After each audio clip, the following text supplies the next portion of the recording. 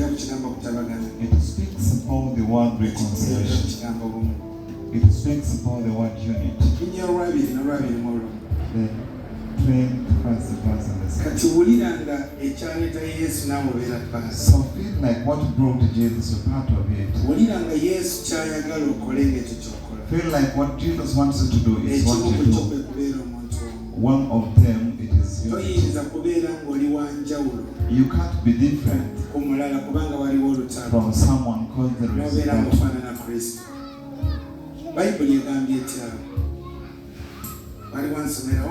If there is someone trade for me.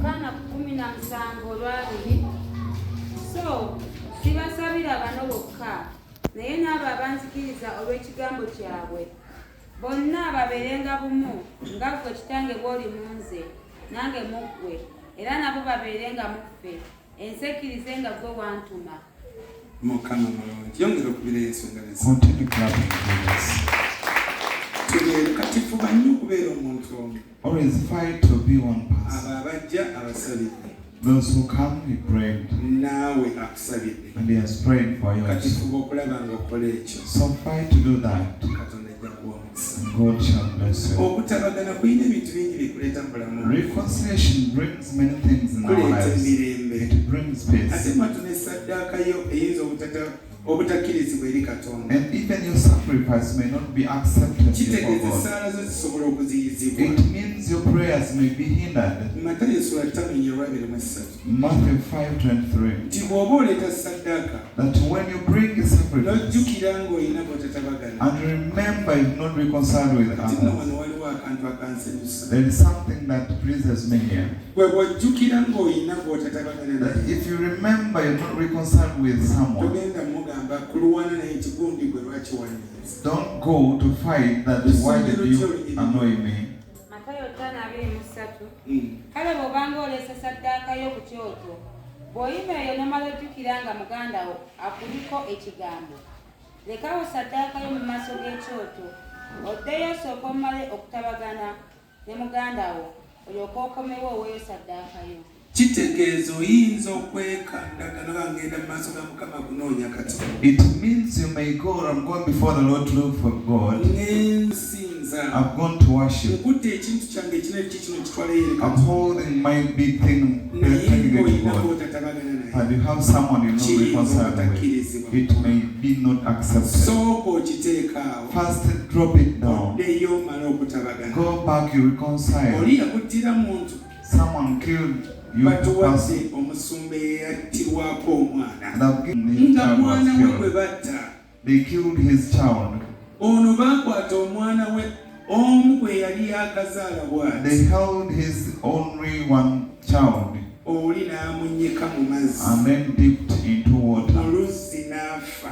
in the spring, and then he N'amuleka mu died. luzzi n'afa. Left the kid in Naye the ng'eri spring. ali ku lusozi But there was someone oba abantu bonna alengera omuntu who ono. was seeing this person. Bano bagenda okujja nga baalaba omwana agudde mu By the luzzi. time they came, they saw a child Baba fell into bakaaba water. bagamba omwana waffe afa. As they were crying, Ne babagamba nti gundi namulabye. they were told, we saw Nze someone. ndabye mbadde eri naye nnengedde ekintu kyateeka mu For me, luzzi. I was out, but I saw something being Gamba dropped into water. bwemba nze nga nze gwe batti. Say, if it was me, Biki by'otegeka mu kaseera ako? which things can you prepare in such a moment? Olina embazi mu nju.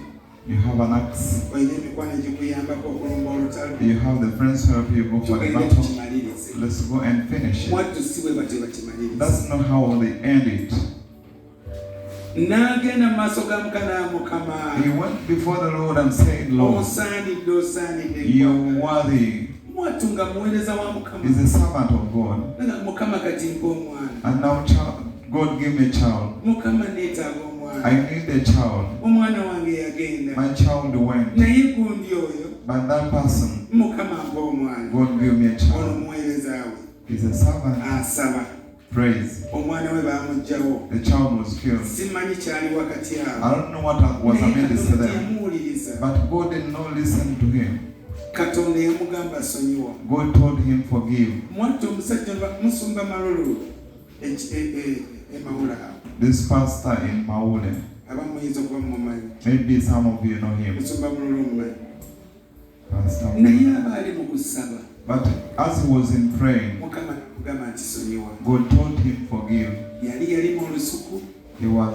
had prepared a garden. Say, take that banana. Even tomorrow. He had read some chicken. Say, the one you took the food for that. So the other person started feeling well. I'm not saying I wish I was well. I may leave things for God. But that's your